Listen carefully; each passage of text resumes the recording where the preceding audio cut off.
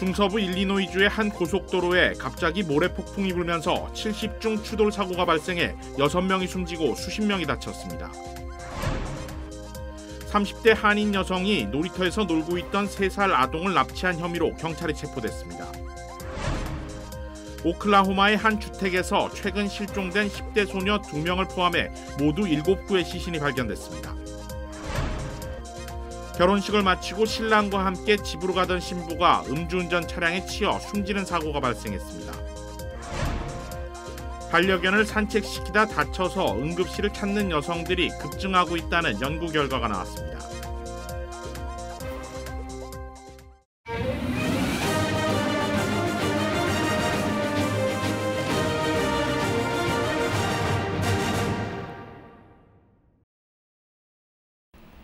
시청자 여러분 안녕하십니까? KBS 아메리카 뉴스입니다. 국내 최대 은행인 JP모건 체이스가 퍼스트 리퍼블릭 은행을 인수했지만 은행 위기가 계속될 수 있다는 불안감은 사그러들지 않고 있습니다. 연방준비제도는 내일 기준금리를 결정합니다. 한보경 기자가 보도합니다. 미국의 또 다른 지역은행인 팩웨스트 주가가 오늘 하루 30% 가까이 폭락했습니다. 웨스트 얼라이언스 은행도 15% 넘게 빠지며 장을 마쳤습니다. 투자심리 위축에 뱅크 오브 아메리카 등 대형 은행주들도 동반 급락하면서 뉴욕 증시 주요 지수 모두 1% 넘게 하락 마감했습니다. 지난 주말 미국 금융당국이 속전속결로 JP모건의 퍼스트 리퍼블릭 은행 인수를 이끌어내며 급한 불을 껐지만 시장에선 불안감이 여전하다는 의미입니다. 최근 미국 내 전문가들이 미국의 상업용 부동산 대출 부실화에 대한 우려를 잇따라 내놓고 있는 것도 은행 위기가 계속될 거란 우려감을 키우고 있습니다. 퍼스트 리퍼블릭 은행에 이어 최근 가장 주가가 많이 떨어진 팩웨스트 은행의 경우도 자산의 70% 이상이 상업용 부동산 대출로 추산되고 있습니다. 저금리 시기에 늘린 대출이 지역은행 연쇄 위기에 또 다른 뇌관으로 지목되고 있는 가운데 연방준비제도가 내일 기준금리를 결정해 발표합니다. 연준은 경기 침체를 감수하고서라도 물가를 확실히 잡겠다는 입장을 고수하고 있어 이번에도 기준금리를 0.25%포인트 또 올릴 거란 전망이 우세합니다. I hope they're almost done because I do think that the upcoming slowdown in lending by the regional banks is going to do some of the Fed's dirty work for them. It's going to just naturally slow down the economy. People can't borrow as much if companies can't borrow as much. 시장 참가자들은 연준이 내일 금리를 올리긴 하겠지만 오는 6월부터는 동결에 들어갈 것으로 예상하고 있습니다. 뉴욕에서 KBS 뉴스 한보경입니다. 모래폭풍이 일리노이주 고속도로를 덮치면서 70중 추돌 사고가 발생했습니다. 이 사고로 최소 6명이 사망했습니다. 보도에 황동진 기자입니다. 한 치 앞도 보이지 않습니다. 차량들은 고속도로에 멈춰섰습니다. 고속도로를 덮친 모래폭풍으로 차량 70대가 잇따라 부딪혔습니다. 이 사고로 최소 6명이 숨지고 30여 명이 다쳤습니다. 사고 현장엔 만 2살 아기부터 80살 승객까지 있었고 부상 상태가 위중한 환자도 포함되어 있습니다. 40 to 60 passenger cars were involved. This includes 2 truck tractor semi-trailers that caught fire as a result of the crashes. 사고가 난 것은 현지 시각 1일 오전 11시쯤 일리노이주와 미주리주를 잇는 고속도로의 3.2km 구간에서였습니다. 사고 당시 이 지역에는 시속 55에서 72km의 돌풍이 일었습니다. 이 돌풍에 인근 농장의 흙과 모래가 일면서 운전자들의 시야를 가렸습니다. 사고 이후에도 모래폭풍은 잦아들지 않아 구조에 차질이 빚어졌습니다. This is a difficult scene, something that is very hard to train for, something that we really haven't experienced locally. 일리노이주 당국은 사고 현장을 포함해 120km 구간의 도로를 통제하고 있습니다. 프리츠커 일리노이 주지사는 이 사고에 대해 성명을 내고 끔찍한 상황을 모니터링 중이며 이 사고로 피해를 받은 모든 사람에게 적절한 지원을 하겠다고 밝혔습니다. KBS 뉴스 황동진입니다. 30대 한인 여성이 놀이터에서 놀고 있던 3살 아동을 납치한 혐의로 경찰에 체포됐습니다. 버지니아주 페어팩스 카운티 경찰국은 지난달 27일 오후 5시 50분쯤 쇼핑몰 놀이터에서 3세 아동을 납치하려 한 혐의로 올해 33살의 제인 표 씨를 체포했다고 밝혔습니다. 경찰은 아동 실종 신고를 받고 현장에 출동했고 CCTV에 찍힌 모습을 보고 표 씨를 특정할 수 있었다고 설명했습니다. 경찰에 따르면 표 씨는 쇼핑몰을 향해 걸어가다가 3살짜리 아이에게 이야기하며 접근한 뒤 아이의 손을 잡고 쇼핑몰 안으로 들어갔습니다. 경찰은 쇼핑몰 1층에 있는 식당에서 표 씨와 아이를 발견했는데 체포 과정에서 표 씨가 경찰관들에게 폭력을 휘둘렀다고 밝혔습니다. 수사당국은 납치된 아동은 표 씨와 전혀 관계가 없는 사람으로 드러났으며 현재 정확한 범행 동기를 파악하고 있다고 밝혔습니다. 3살 아동은 무사히 부모의 품으로 돌아갔습니다.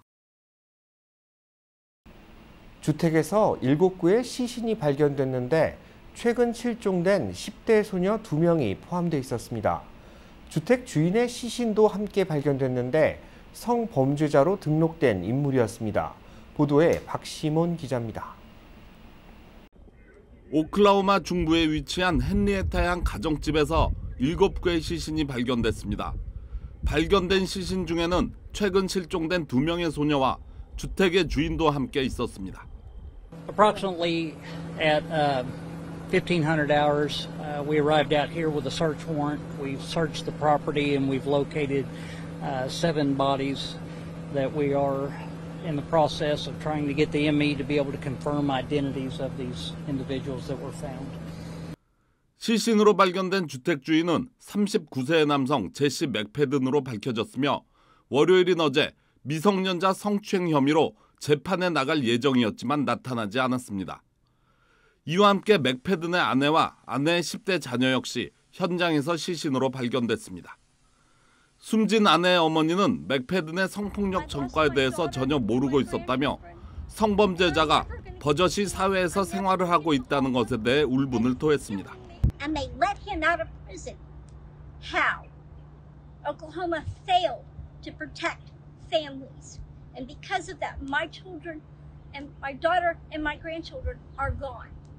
시신으로 발견된 2명의 소녀는 16살의 브리트니 브루어와 14살의 아이비 웹스터로 이들은 숨진 용의자와 같은 블럭 안에 살고 있었으며 2020년부터 알고 지내던 사이였다고 알려졌습니다. 2명의 소녀들은 지난 주말부터 집에 들어오지 않았으며 학교에 가야 하는 월요일에도 집에 들어오지 않아 가족들은 경찰에 실종 신고를 했습니다. 이들 외에도 13세의 소녀 역시 맥패든의 자택에서 희생됐으며 3명의 소녀들은 평소 친하게 지내던 친구 사이였던 것으로 알려졌습니다.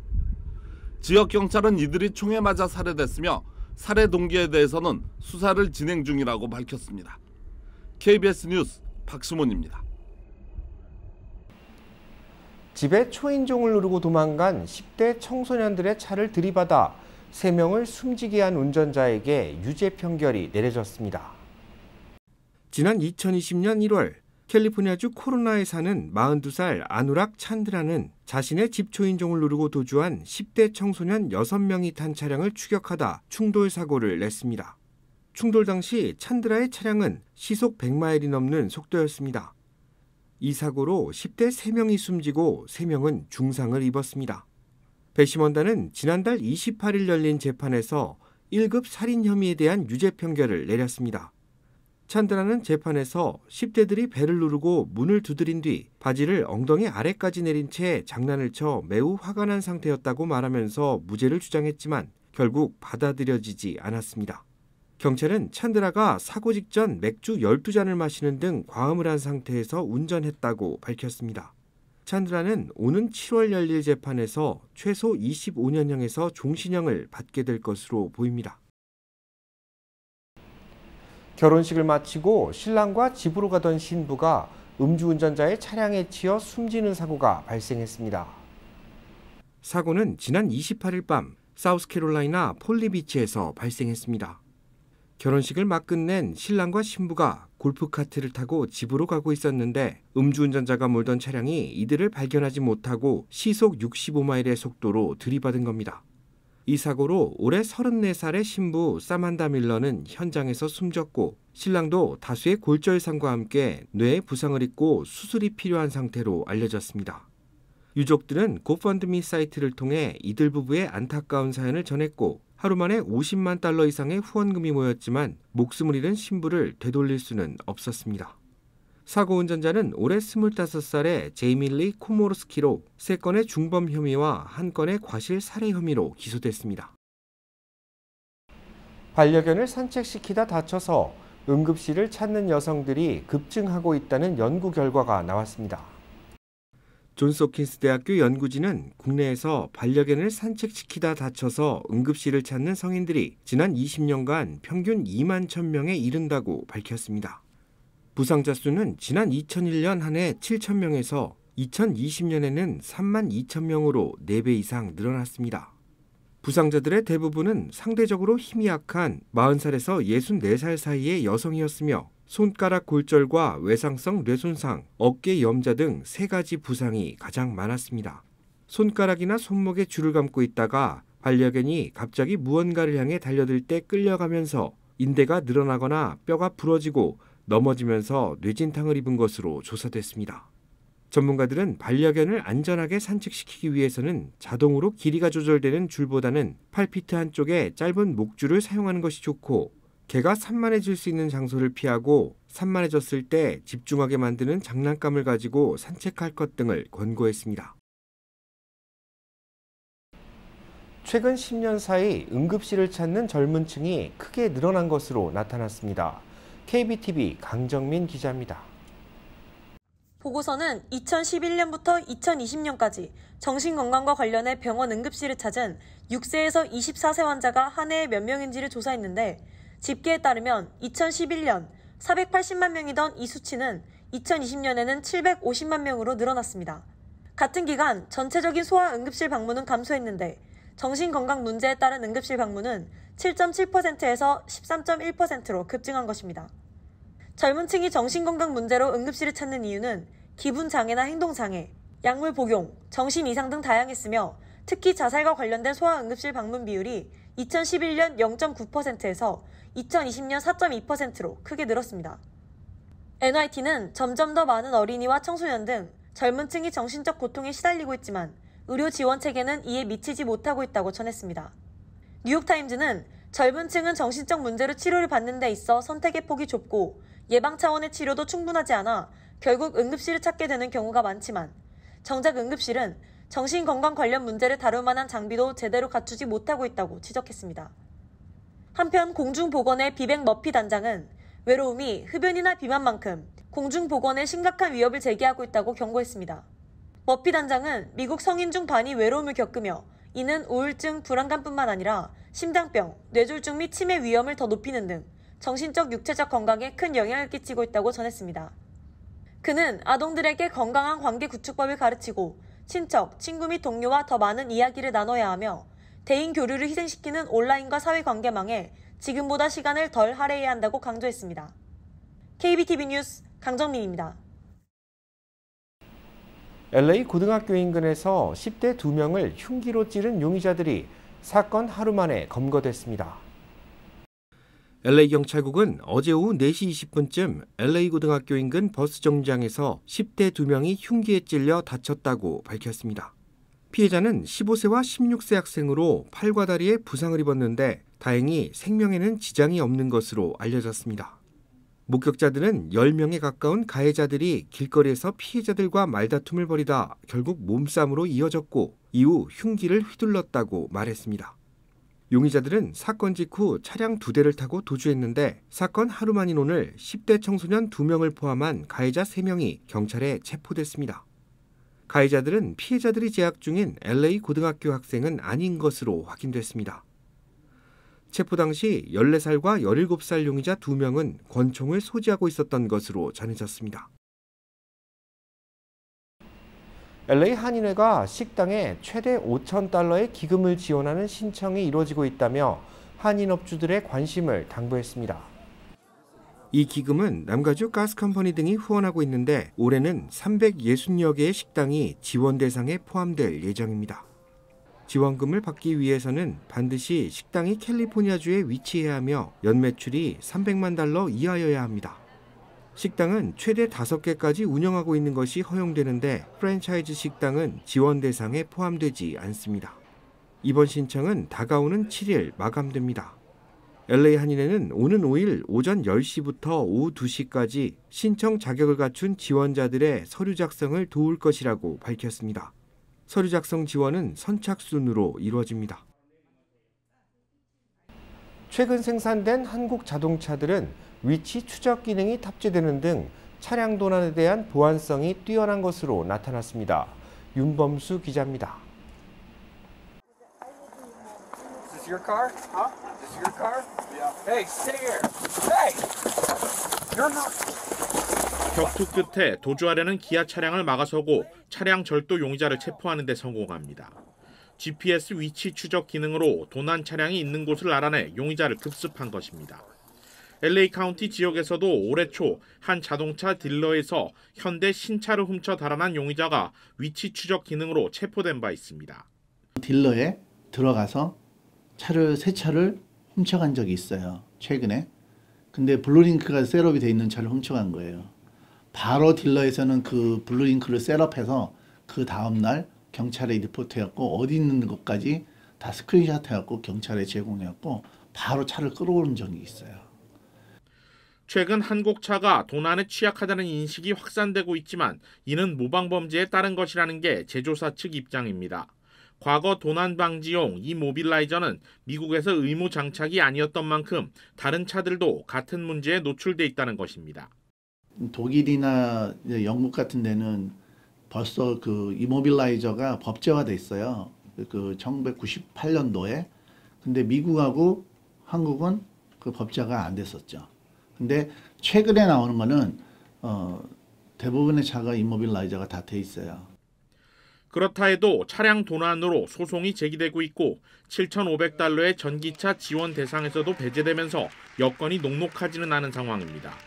하지만 최근 기능과 디자인 면에서 연이은 호평을 받는 제품들이 출시되고 있는 만큼 자동차용 반도체 부족 문제가 해소될 경우 오히려 지금의 위기에서 반등할 가능성은 남아 있습니다. 한국차 브랜드는 각종 악재가 겹친 지금 시점이 오히려 새로운 도약의 전환점이 될 것이란 분석입니다. KBS 뉴스 윤범수입니다. 올해로 50회를 맞는 LA 한인축제가 역대 최대 규모로 펼쳐질 예정입니다. 서울특별시도 이번 축제에 참여할 것을 결정했습니다. 보도에 김경일 기자입니다. 새로운 50주년을 향한 위대한 도전을 슬로건으로 서울국제공원에서 열리는 제50회 LA 한인축제 준비가 빠르게 진행되고 있습니다. 축제재단은 서울시가 25개 부스로 참여해 서울특별관이 신설되고 서울도봉구도 출범 50주년을 맞아 5개 부스에서 별도로 축제에 참여한다고 설명했습니다. 또 축제의 밤을 밝힐 등은 진주 유등축제팀에서 참여한다고 밝혔습니다. 서울산업진흥원에서 광고를 내서 지금 그 축제에 참가할 회사를 지금 모집하고 있습니다. 지금 현재. 예. 그래서 그 심사 지금 많이 오고 있다는 소식을 들었습니다. 재단 측은 축제 기간 행사장에 서울의 로고를 설치할 계획입니다. 서울의 이제 로고로지요. 옛날에는 I love 서울 했다지. 이번에 지금 로고가 아직 결정이 안 났습니다. 그 난 로고를 아마 서울공원에다 놓고 갖다 설치할 계획을 하고 있습니다. 다채로운 공연도 준비되고 있습니다. 국기원 태권도 시범단과 유네스코에 등재된 안동 하회탈춤 공연이 준비됐고 각 지자체들도 공연에 참가할 예정입니다. 또 한국의 유명 연예인을 섭외하기 위해 축제재단 이사가 한국에서 기획사와 접촉 중입니다.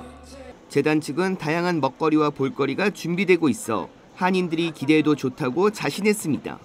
제50회 LA 한인축제는 10월 12일 시작돼 15일 막을 내립니다. KBS 뉴스 김경일입니다. 1년 전 뉴저지의 한 명문 사립고등학교에서 성추행 루머에 휩싸인 남성이 극단적인 선택을 했습니다. 책임을 회피해오던 학교 측은 결국 잘못을 인정했습니다. KBTV 김용성 기자입니다. 뉴저지주의 로렌스빌 보딩스쿨은 지난해 4월 30일 정확히 1년 전 일어난 17세 잭 리드 학생의 자살 사건에 대해 자신들의 책임을 일부 인정한다는 입장을 뒤늦게 발표했습니다. 2021년 봄 로렌스빌 보딩스쿨에서는 잭이 한 여자아이를 성추행했다는 소문이 돌기 시작했습니다.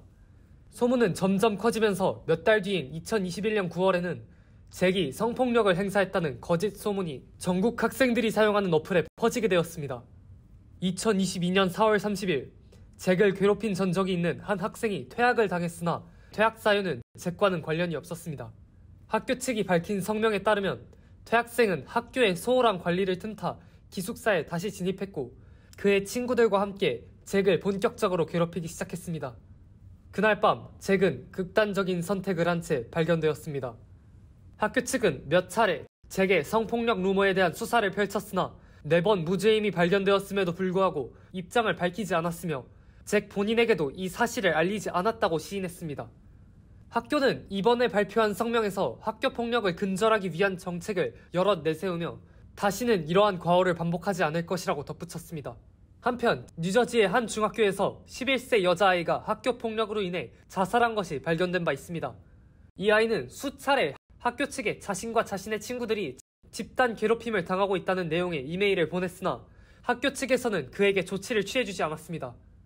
이외에도 비슷한 시기에 학교 폭력을 이기지 못하고 극단적인 선택을 한 14세 소녀 등 여러 차례 학교 폭력 관련 자살 사건이 뉴저지에 집중적으로 일어나며 학교가 적극적으로 괴롭힘에 개입해야 한다는 목소리가 커지고 있습니다. KBTV 뉴스 김용성입니다. LA 한인상공회의소는 오늘 47대 신임 회장단이 출범했다고 밝혔습니다. 회장에는 김봉현 현 상위 이사장이 내정됐고 수석 부회장에는 김경현 KYP 엔터프라이즈 대표, 부회장에는 김재양 한미은행 전무와 김진아 어드미션 마스터스 대표가 각각 임명됐습니다. 47대 회장단은 소상공인들에게 도움을 줄 수 있도록 한인 식당 지도를 발간하는 등 다양한 사업을 전개할 방침이며 차세대 상공인들의 참여 유도를 위해 한인 2세 상공인들과 소통을 강화할 것이라고 밝혔습니다.